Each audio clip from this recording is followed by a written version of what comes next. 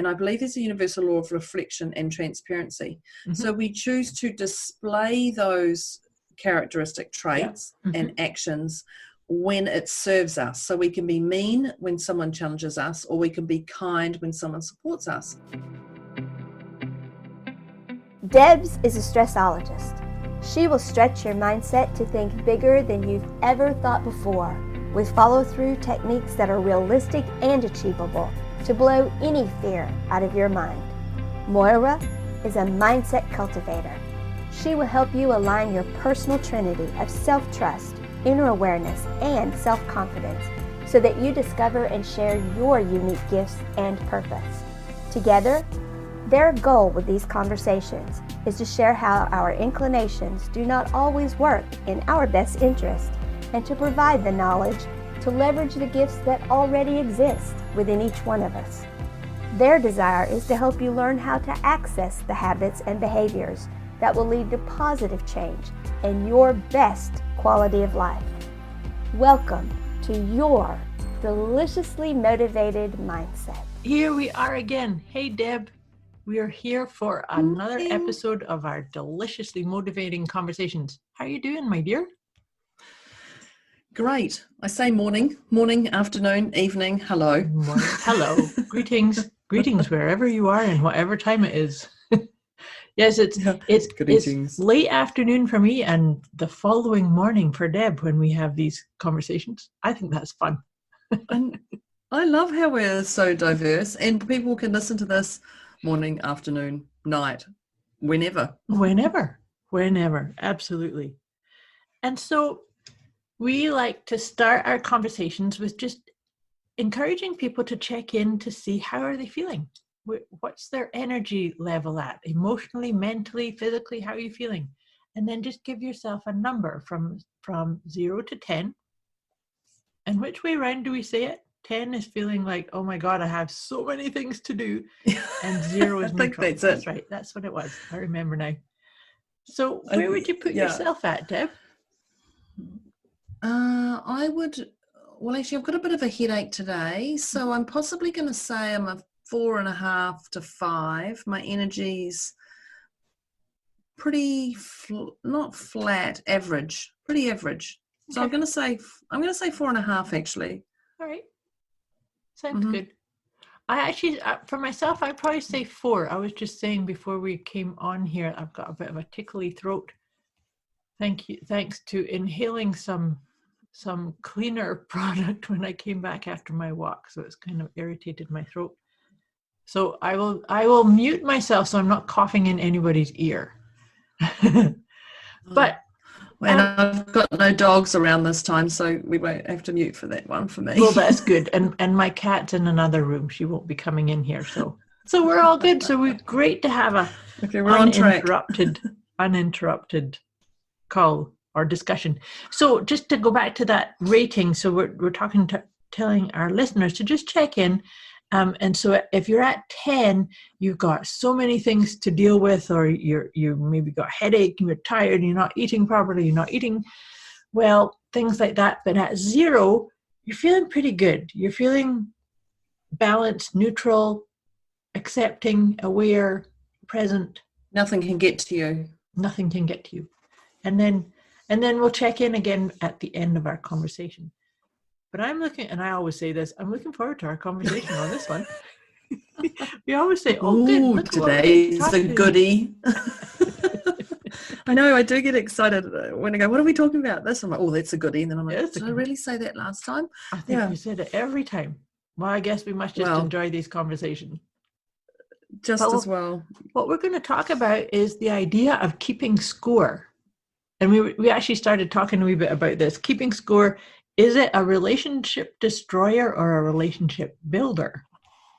So, Deb, how would you describe keeping score in a relationship?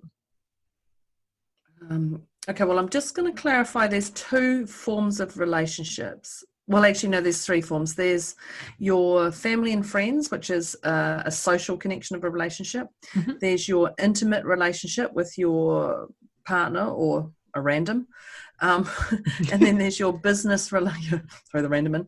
And then there's your business relationship, which is your employer, your colleagues, your customers, Your clients, business, associates. Yes.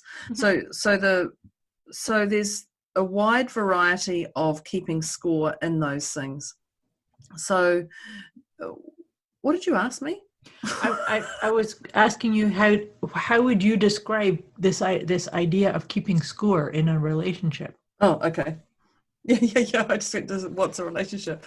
Okay, yeah. So the thing with the keeping score, I would say that you've done something 10 times at work and I've only done 2, or you've done or you've said this thing 3 times at home and I've never said that to you.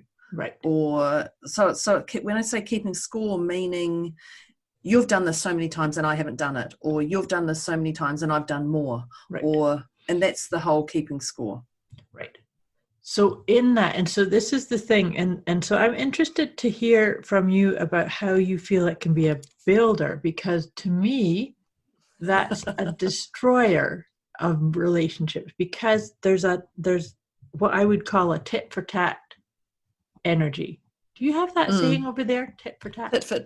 Is it tit for tat? Tit for tat. That's what. Yeah, the saying is tit. Yeah, we do have that. Yeah. I've always said tit for tat, and I've gone, is that actually what it is? Is it just me saying that? Yeah, tit for tat. Yes, that's my understanding of it anyway.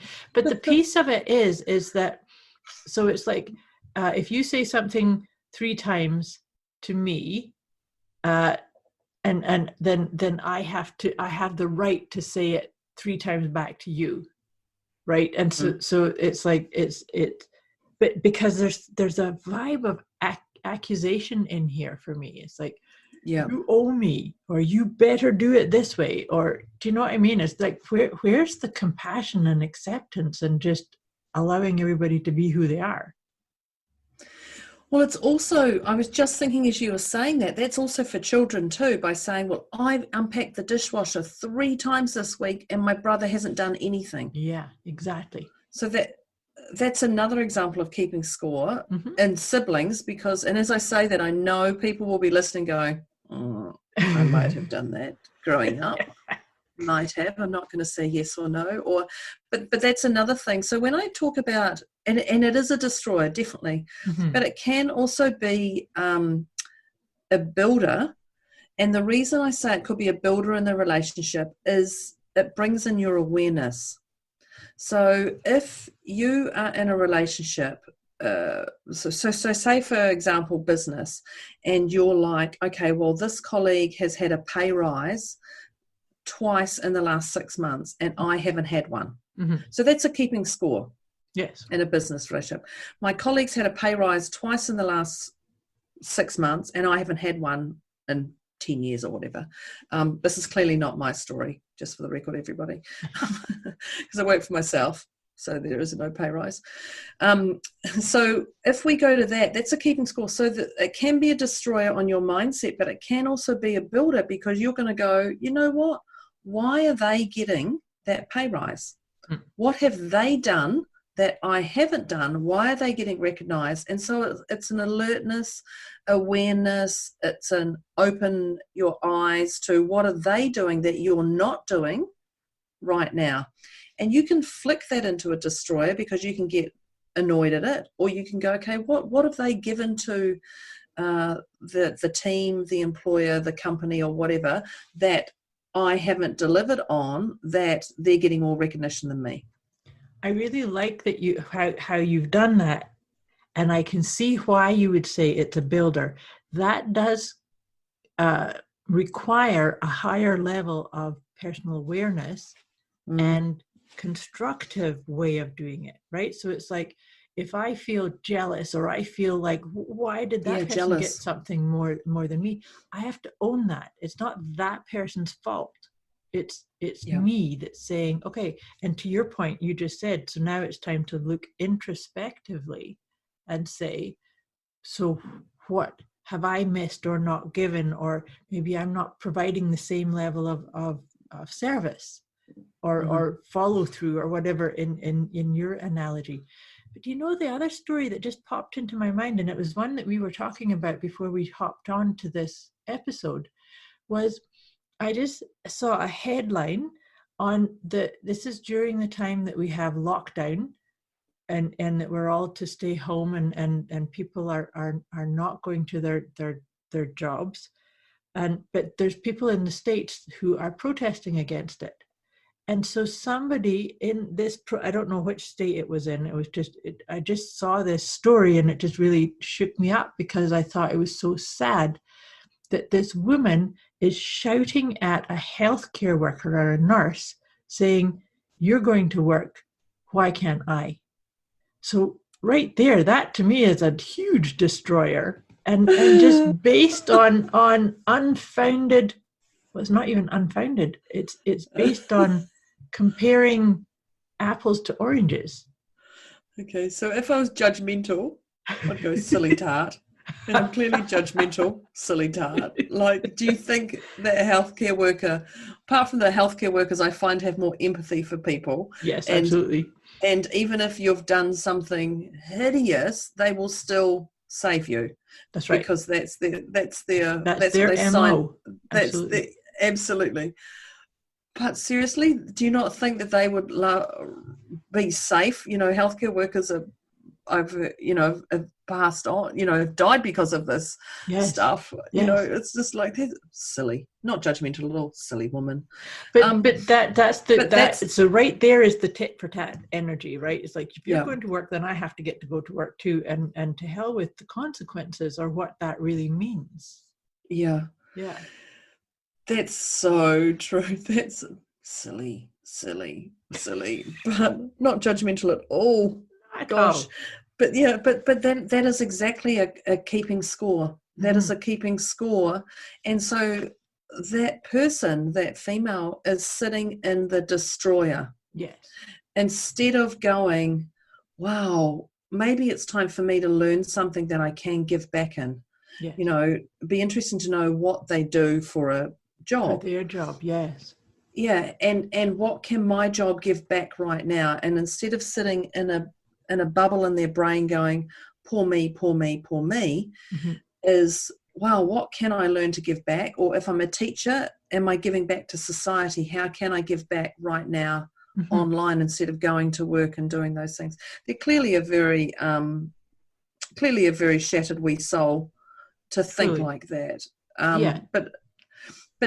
But definitely that can be a builder. I mean, it can be a builder, and to your point, I really like that, because the other thing for me, I firmly believe that every emotion that we experience, we need to feel it. And so if I'm looking at somebody or something like in this story that we're talking about, if you see somebody going off to work and you feel like, I wish I could go to work, well, really, rather than lashing out and making that public knowledge, just to sit and go, oh, I've got this desire to go to work. Now, what can I do with that energy? What does it mean about me? Oh, well, maybe it means that I could use some of this energy to clean up my home, or to do a project that I've been ignoring because I've been too busy at work, Yeah, and I think we are all important. We all play a vital role in this world. And I think, and about this person, we all go, I'm not going to say we all, we do things like we go, oh gosh, they're going to work, they're helping society. I'm not helping society. I get to, there's all these things on social media saying things like, your parents and grandparents fought in the World War, and they did this and this, and all you've got to do is stay at home and save the world by lying on the couch. Right. And when you look at that stuff, we feel we're not doing enough. Some people feel they're not doing enough to help. We're not a healthcare worker, so we're not doing enough. So if you're feeling yuck about that stuff, it's time for you to look at, what are you doing to give back to society? And if that means, like you said, cleaning your house or decluttering your house, like someone may go, that's not enough. Well, it is, because you're actually helping the environment by decluttering. If you're taking things to the food bank, if you're taking things to the charities or any of that sort of stuff. But you're also cleaning your energy around you. You're changing your head. So even though you're not donating an organ to somebody, you're giving back to society in another way. Absolutely. And so this is also around the keeping score as well, because Bob next door, he's a doctor and he's going and he saves 10 lives a day, you know, and that's that whole comparing and jealousy. And I'm not doing anything. I'm a mother of 10, I'm a single mother of 10 children or something like that. You know, it's that whole comparison. Whereas what are you know, if you're a single mother of 10 children, you clearly need a TV in the house. But apart from that, you are giving back. You're giving back in your way. Yeah. You know, so keeping that score, you're giving back in your way to society of bringing up 10 children, of being intimate with 10 people 10 times. You know, you're giving society something in a different way than what a doctor is. So just know that whatever you're doing can be equally recognized as importance as that doctor. They're saving a life, you're saving a life in another way. So if you're going to compare, and it's that jealousy with other people or keeping score, you know, look at what you're doing, you're contributing, because this is where it falls to. I completely agree with you. I think the thing that can go wrong with this idea of keeping score per se is that it's like we all do. If we could just level the playing field and admit and acknowledge to ourselves, we all have a unique gift to bring into this world. That's it. It. We all have a unique gift to bring into this. That's exactly it. I got my finger out then. And so how could I as a coach and a mentor and a healer, how could I compare what and how I do it to how you do it, Deb? Yeah. We can sit here and share ideas and bounce different ideas off and share insights, but we could never judge our own selves and our performance based on how I see you do it or interact with your clients and students, and vice versa. But we do, and that's the stuff. So keeping score in relationships, you know, the builder and destroyer, you know, we look at someone else who goes, oh, they've gone online. I've wanted to go online for 10 years and I've never done it. Right. Or they're doing like my peers, you know, they're like, I can't believe you're doing a podcast. I'm like, I've talked about it for a year. And then I met someone amazing and just did it. You know, and they're like, oh, yeah, but to my face, they're like, your podcast is amazing. But behind my back, they're saying things like, oh, I can't believe she's doing a podcast. And I hear this and I just go, well, yeah, that's their stuff. And I've got my Wonder Woman armor on that it's not affecting me. But I do just giggle and I go, oh, that's sad. It's sad that you think like that. You know, that's a destroy of your own soul. When look and go, wow, if Deborah can do a podcast with this, you know, amazing woman Moira, what can I do? Right. Like, and so that's a keeping score to be aware of others, but also look at what you're doing and what, you know, like that person getting the, you know, pay increase and you not getting one. Okay, what are they doing that I'm not doing that I could be doing? I love that, what you just said, because the other part in all of this is that I believe, you know, have you heard the idea that when we see something in another person that we don't like, it means we got it in us? And so therefore, rather than saying you're this and labeling that, it's to then say, oh, what is it that there's a saying that says, what is it that pisses me off about you that I'm avoiding in myself? And so it's an introspective thing. So the majority with people that I work with, they know that. They are aware of if it's pissing me off in somebody else or that triggers me, I'm aware that it's something that I'm disowning or pretending that it's not here. But do you know something else? And this is the piece that a lot of people don't understand, is that everything that you see that you like and love in another person, you have that too. A quick wee message before we get back to this episode. You can get access to a special gift Moira and Debz have put together for you. Go to deliciouslymotivatedmindset.com/gift. When you sign up, you'll receive instant access to an Inner Peace Kit and the 30 Days of Wisdom program, both of which is intended to help you feel deliciously motivated right away. Go to deliciouslymotivatedmindset.com/gift. And so it can be a celebration rather than a jealousy. It's like if somebody says, oh, that Deb's got that podcast, I love it. It means that they've got the potential of doing it. It's not that there's, oh, that Deb's better than me. But they need to pause and get that. Does that make sense? And that's the builder in a keeping score in a relationship. And that's when I talk about that, because it's an awareness, it's an alertness, it's an open eyes. It's what is that? There's what I've discovered is there's over 4,700 characteristic traits, and we have all of them. And I believe there's a universal law of reflection and transparency. So we choose to display those characteristic traits and actions when it serves us. So we can be mean when someone challenges us, or we can be kind when someone supports us. Right. So it's not about just going, I don't do that. Because in reality, when you say I don't do that, I don't swear like that, I don't do that, I guarantee within 24 hours the universe is, boom, drop that on you, where you've reacted like that, you've done that, you've said that, or you've had a memory of back in the past when you've done that.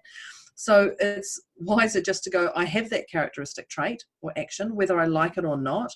I can be mean and I can be kind, but it's just, that's me at that time who pulled that out to allow me to get through, to be a necessity to get through, to get myself out of that situation or whatever. Absolutely. And that me at my best and at just, that moment. Absolutely. That's all I could do. That's, and 10 years ago, I would react differently. Well, even now, 4 weeks ago, I would react differently to certain things that happen, because you change and evolve and you learn every day from something, and you go, oh, I wouldn't do that again. Yeah. So, and without beating yourself up, I wouldn't do that again. It's like, okay, I did that. Oops. Yeah. I'm going to be consciously, and so instead of saying I'm never going to do that again, I'm going to be consciously aware of that next time. Yeah. So when the wobbles come in and you can go, oh, I know it happened last time somebody said something like this and I got this, this and this, I'm going to pull my head in, or I'm going to react differently, because 5 years ago, I was a different person. 10 years ago, I was a different person. Like 4 weeks ago, you were a different person. We've all gone through stuff in the last week that have allowed us to think differently and eat differently and sleep differently. To reflect differently. Do you know something I was just thinking as you were saying that don't, when you say, I don't do that? I was thinking of, because you also mentioned universal laws. So universal laws, like the law of attraction or the law of vibration, more importantly, is that the universe doesn't understand or pay attention to the don't, won't, never. It only hears. Damn ones. So if I say I don't speak like that, then guess what I just did? I created the vibration that I speak like that, because don't doesn't exist in that statement. Yeah. Right. That's that whole concept. If I said to all our listeners, do not think of a pink elephant, what just happened? Oh.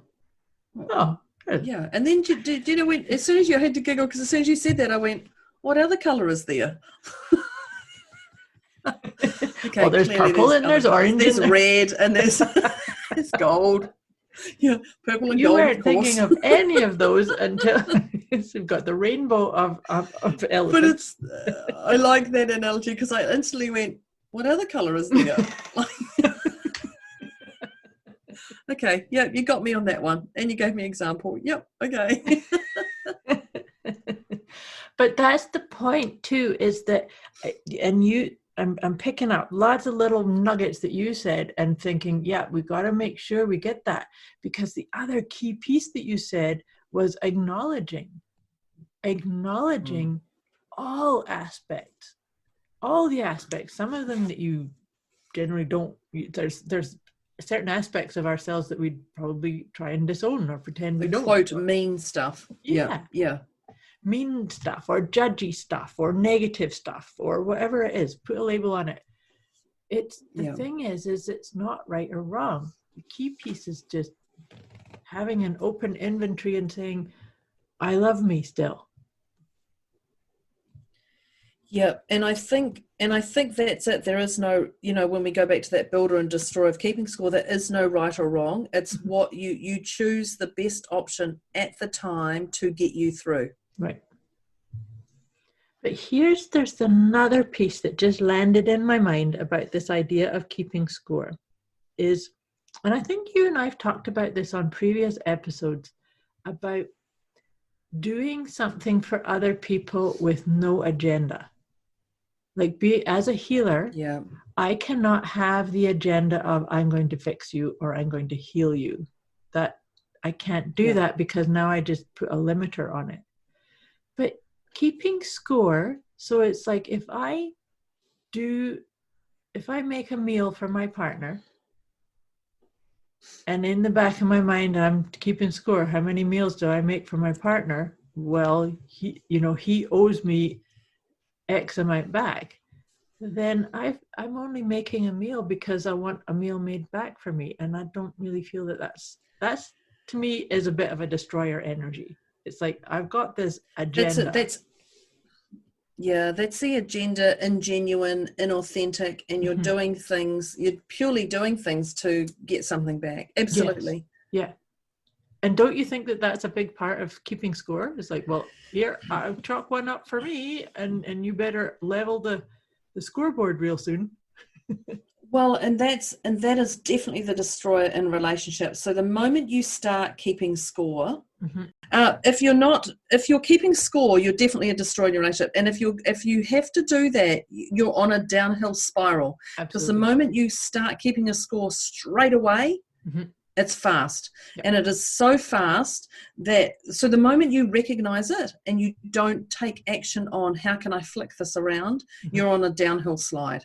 And that downhill slide, like I was just saying, goes very, very fast until the little things of, if you're in an intimate relationship, the little things of, I've turned your socks in for the last 10 times to put them in the right way, to put them in the washing, which is so minute. But that's the stuff that is so big when you're keeping score that it gets to that point that they're just goddamn socks. Wash them in the wrong way and let the soap come out the other side and let them learn a lesson. Yeah. Like, but that's the stuff that we actually get so particular and so fussy that can turn us inside out over the goddamn socks. I know. But when you're in that state, it can spiral you to such a magnitude of ickiness.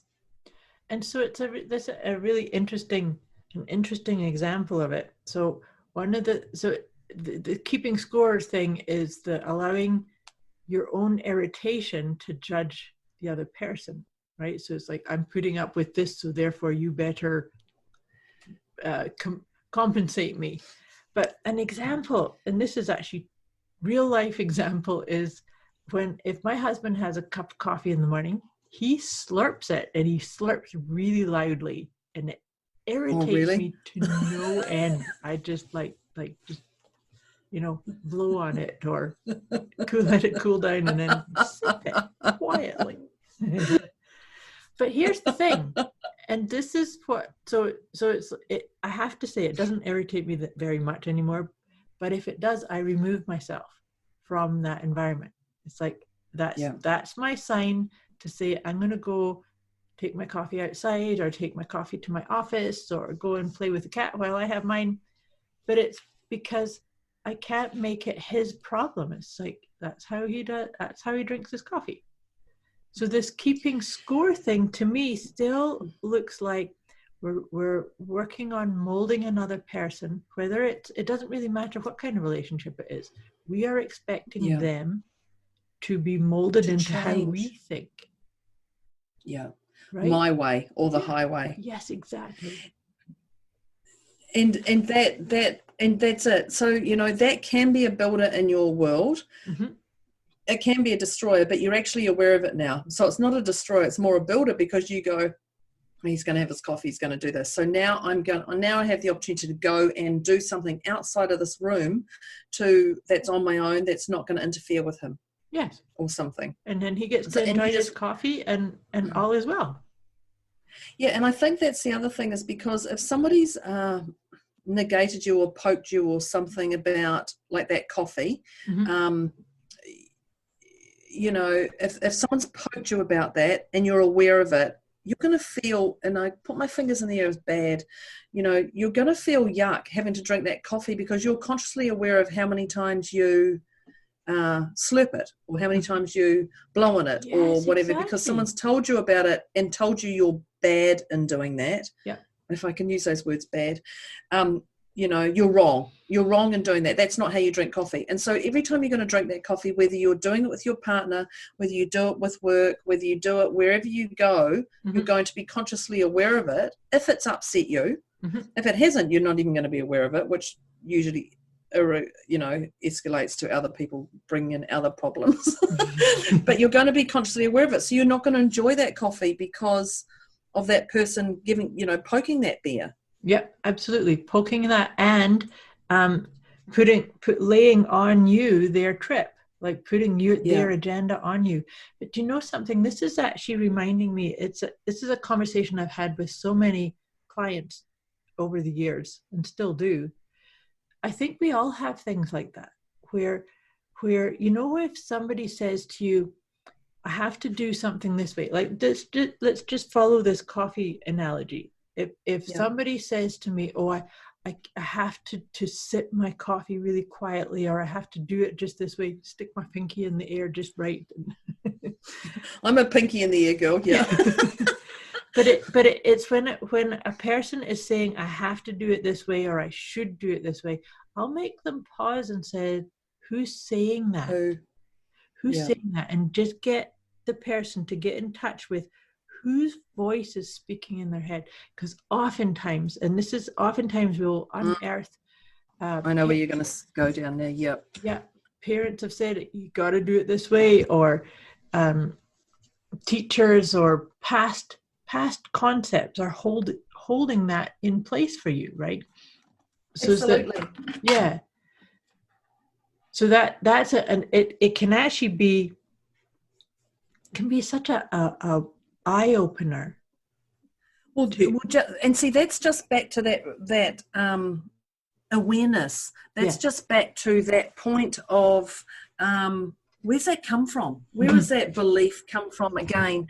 And everything's back to awareness. Yeah. Whether we want it to be or not, keeping score. Okay, so what have they got that I haven't got? Where do I do that? What can I do to shift my level up? You know, and that's that whole awareness. But yeah, it is. Where did that come from?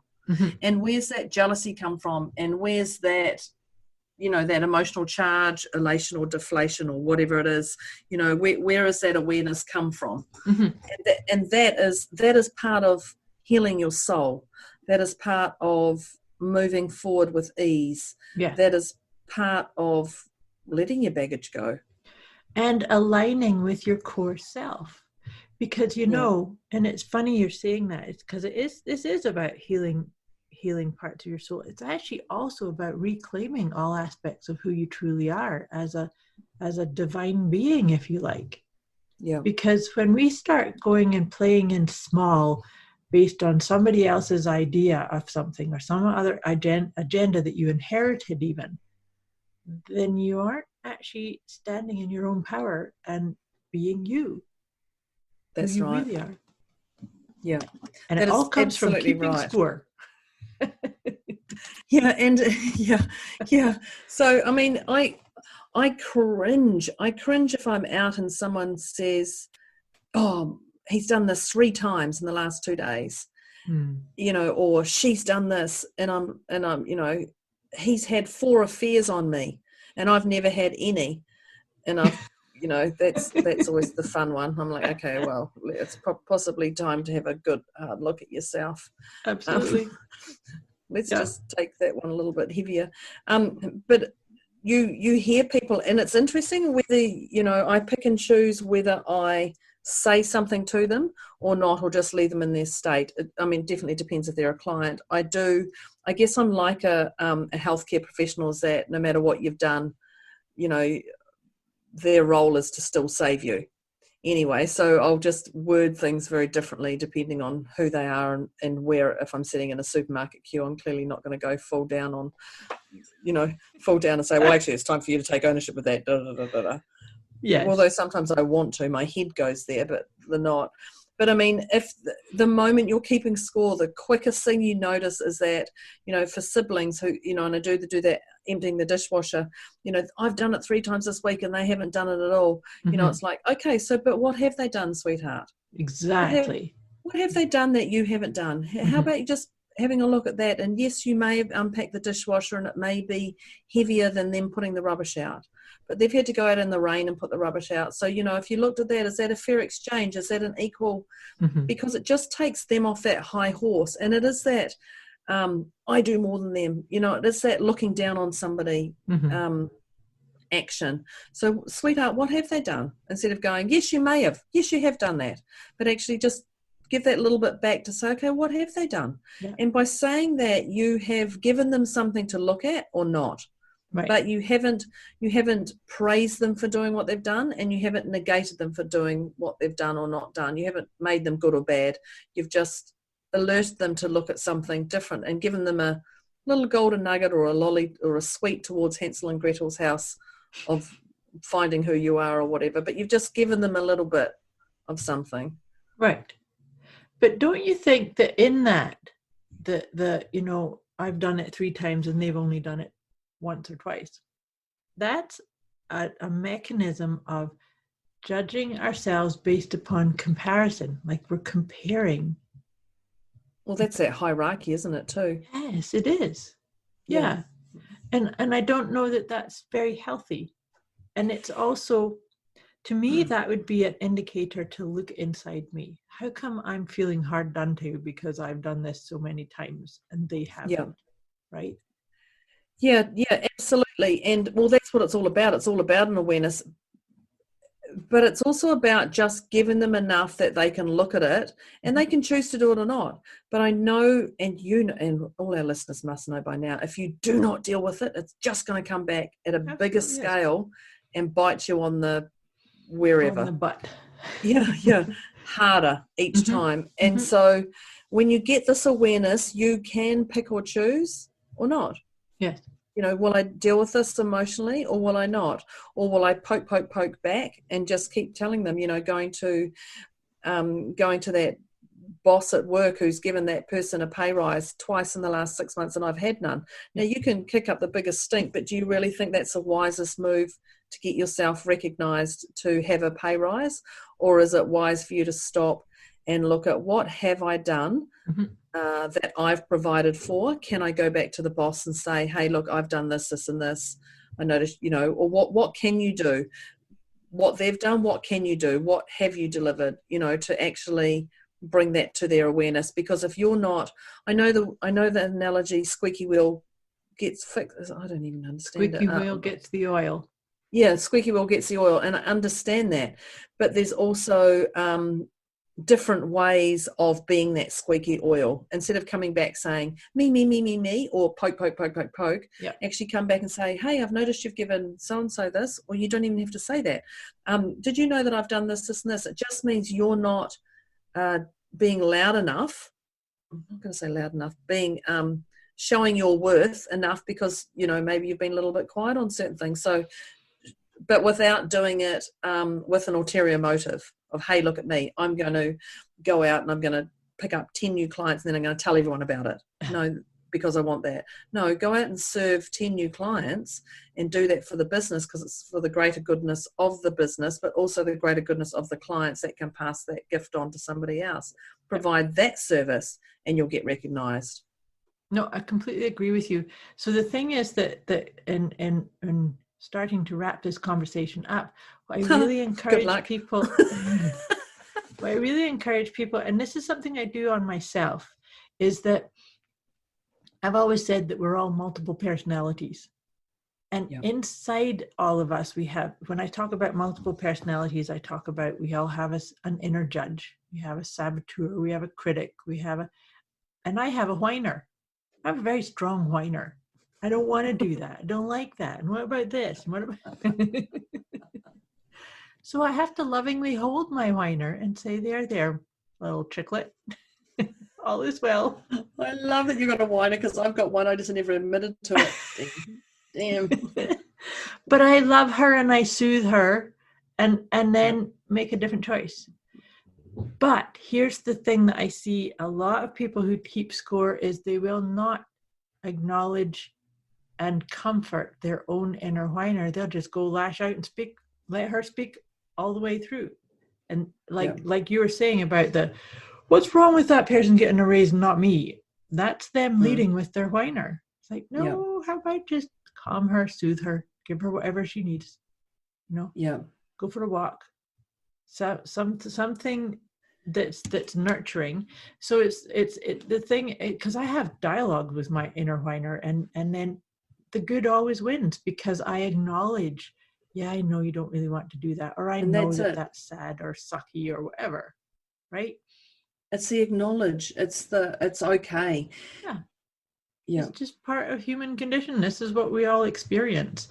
And it's then, what do you do with it? So based on this, sorry, what were you going to say? Hold on. I'm just going to say, you said way back, we all have a unique gift to bring to the world. And I wrote that down because, just to reiterate to everybody, we all have a unique gift to bring to the world. Yeah. And don't compare yourself to other people. Yeah, your gift is different to everybody else.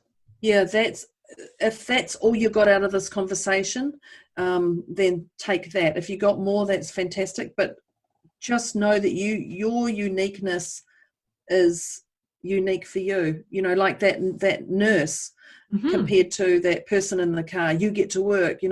What is your gift that you're bringing to the world, your service? If you are a mum, if you are a dad, if you are an online expert, if you're a blogger, if you're a healer, we all have that unique gift. If you're a shopper, whatever it is, you all provide, that's right, you all provide that service to the world, and your unique gift is yours and everyone else is theirs. Absolutely. And all together we create this amazing tapestry we call life.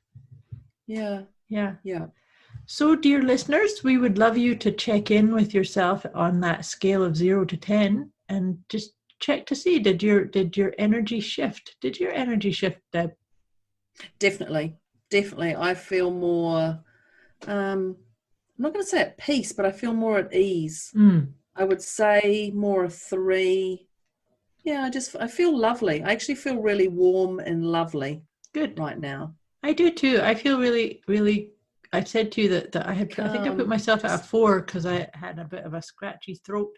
But I'm actually really peaceful and don't have a scratchy throat. So I'm going to put myself at a 2.